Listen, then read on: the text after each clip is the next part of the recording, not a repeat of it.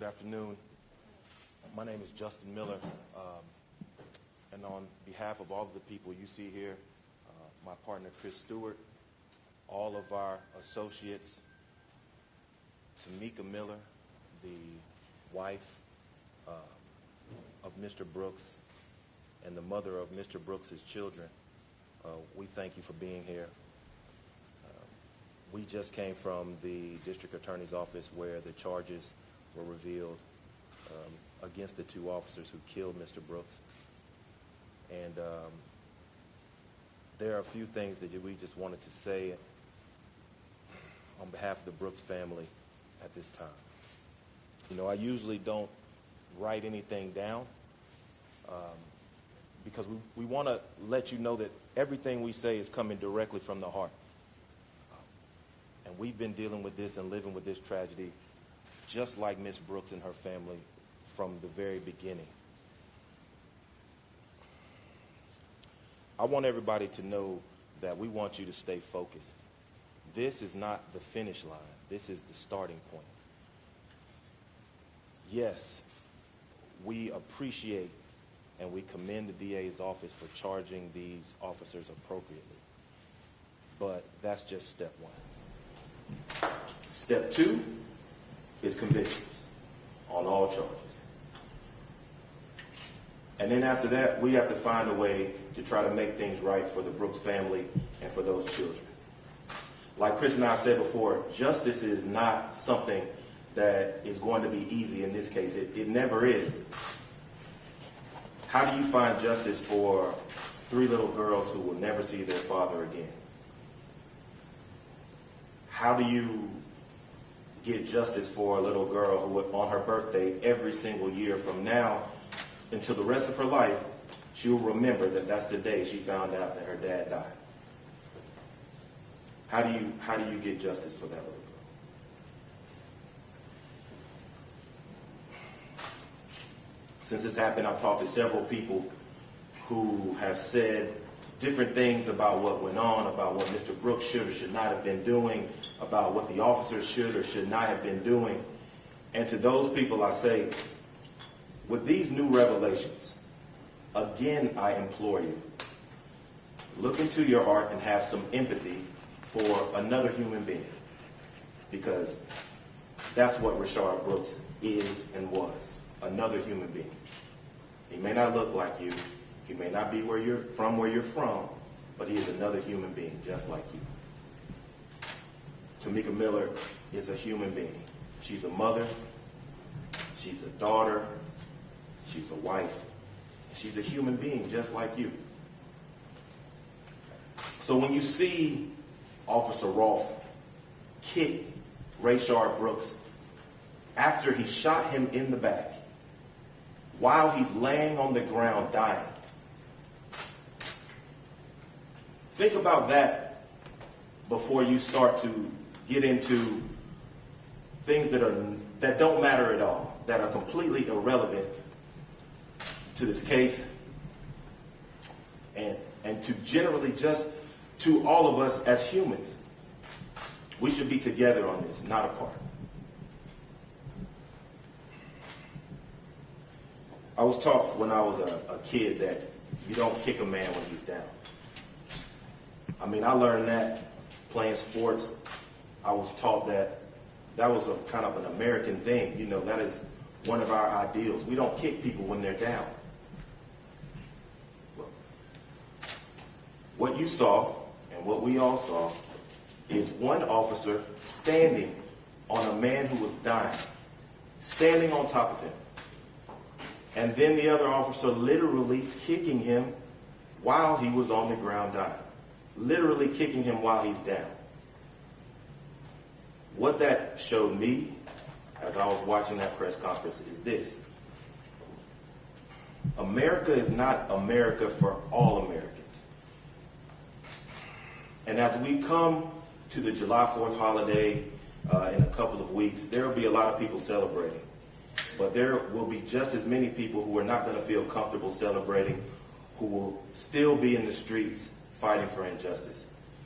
So, again, we ask everyone, continue fighting, keep doing your part and stand with and support this family, because right now they really need you. Thank you. I just want to say thank you, and I just hope that everything falls out how it needs to fall out when these officers are charged. I'm really hurt. Father's Day is coming up, and all I can do is just think about what if my husband was still here.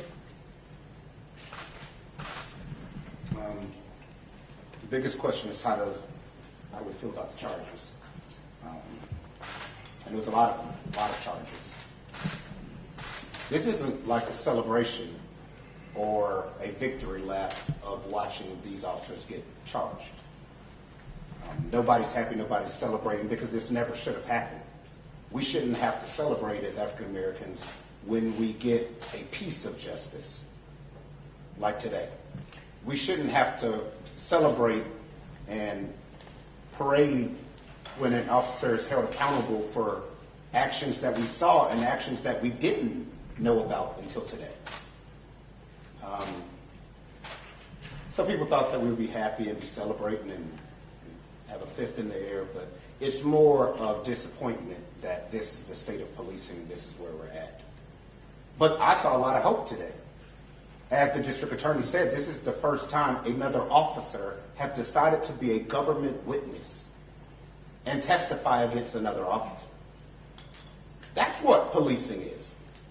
That's the kind of officers that make these streets safe, that stop instances like this from happening.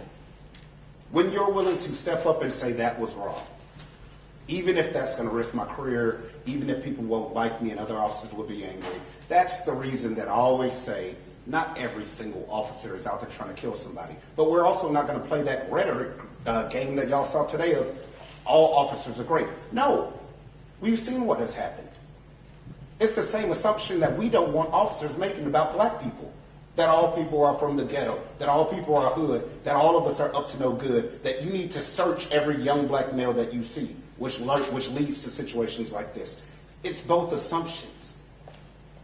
So are we watching all these policies that directly affect families like this, all these arguments, Democrats versus Republicans, all of this ridiculousness, and they're not starting from step one. How do we actually fix this and not what's best for your political party? Because the things I saw today, we're going to be back here next year. What's the point of national collection of data if the data is flawed? We have handled cases where the internal affairs reports aren't taken properly. So you'll be collecting data that is nonsensical and doesn't hold officers accountable unless you fix the department internal affairs first. But they don't want reality. They want policies and elections. And that's fine, but we'll end up here again. So was this justice today? Not yet. We still don't have a definition for it.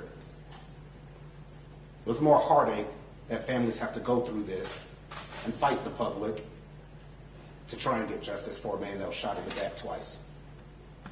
But we do thank everybody in this country for the outpouring of support, the people that are marching for change peacefully, keeping his name alive positively.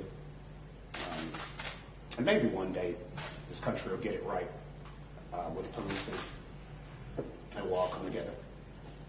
Brief questions real quick. Mr. Stewart, to your point about the second officer agreeing to cooperate to be a witness, we're now hearing from Attorney Don Samuel saying that the district attorney is mistaken, that the second officer is cooperating, but has not agreed to be a witness against the other officer and has not agreed to plead guilty to anything. Do you have any comment about this update from Don Samuel? Yeah, I didn't believe he would plead guilty to anything, but the statements and information that they've already gotten so far has led them to believe that this is going to help secure the prosecution of the other officer.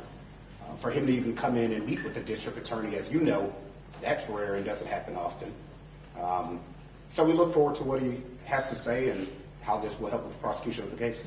And Ms. Miller, I know that if you could step over just aside, your point is you're trying to find out the full facts, the full truth, everything that happened and everybody who should be accountable here. Is that how you're looking at this now as you take in what the district attorney said this afternoon and try to get your head around what his presentation is going to be to the grand jury once he is able to present it. Yes. In your own words, I mean, how did you react to the information that he was able to help you understand? I was appalled. I was very grateful that he's coming forth with the truth. Ms. Miller, I have one question, if you don't mind. As I understand from the district attorney during his statements, you mentioned that you were taking in this information in real time, just like we all were. Right. When you heard some of the details, some of the raw, disturbing details about what happened to Rayshard, with a more than 2-minute delay to render life-saving aid, kicking him, stepping on him, when you heard those details, I can only imagine what you were feeling. Right. I was very hurt. I couldn't imagine being there because I don't know what I would have done if I would have seen that for myself. But I felt everything that he felt just by hearing what he went through. And it hurt.